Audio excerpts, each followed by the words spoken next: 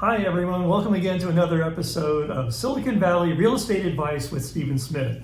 Again, I have Jamel Kester from Orange Coast Title, and she is a title sales rep for the company. And I wanted to ask Jamel today a little bit about something that comes up.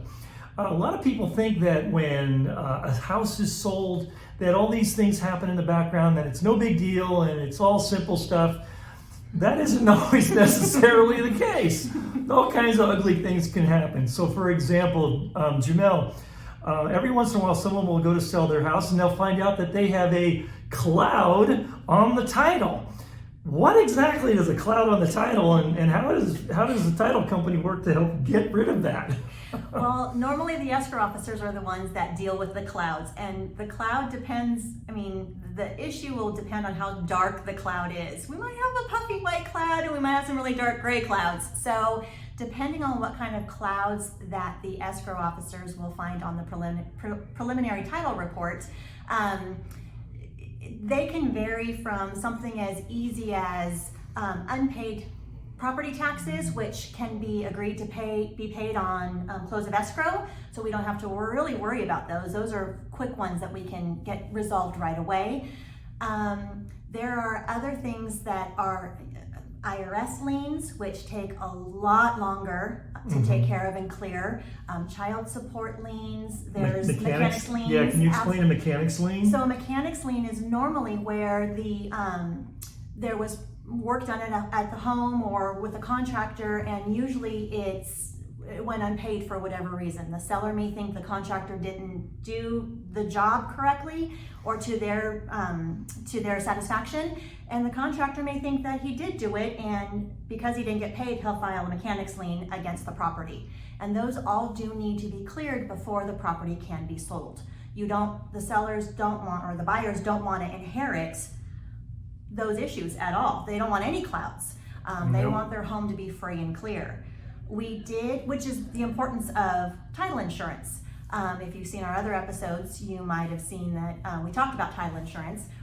The title company with title insurance, some of those issues that maybe won't show up on your preliminary report, but come up later on or in the future. We had one not too long ago where they bought a home, wanted to put a pool in the back of the house or in the backyard, started to dig, no problems, started to dig, found out there was a big water pipe that went through their backyard, but the map showed that it was on the outside of their fence. Oh boy. Well, because it wasn't disclosed when they purchased the home, the title company had to pay millions of dollars to get that pipe rerouted. They ended up getting a pool in the backyard, but that was the importance of title insurance. That to me is a pretty important reason, and to have a title company who really will take responsibility for those kinds of things. Lots of title companies are very conservative because of that, so they do a lot of due diligence in the background, which is one of the reasons why I wanted Jamel here to explain some of the things that go on in the background. Because as I've said in the past, this just does not happen automatically or simply or by magic. There's a lot of moving parts in the past.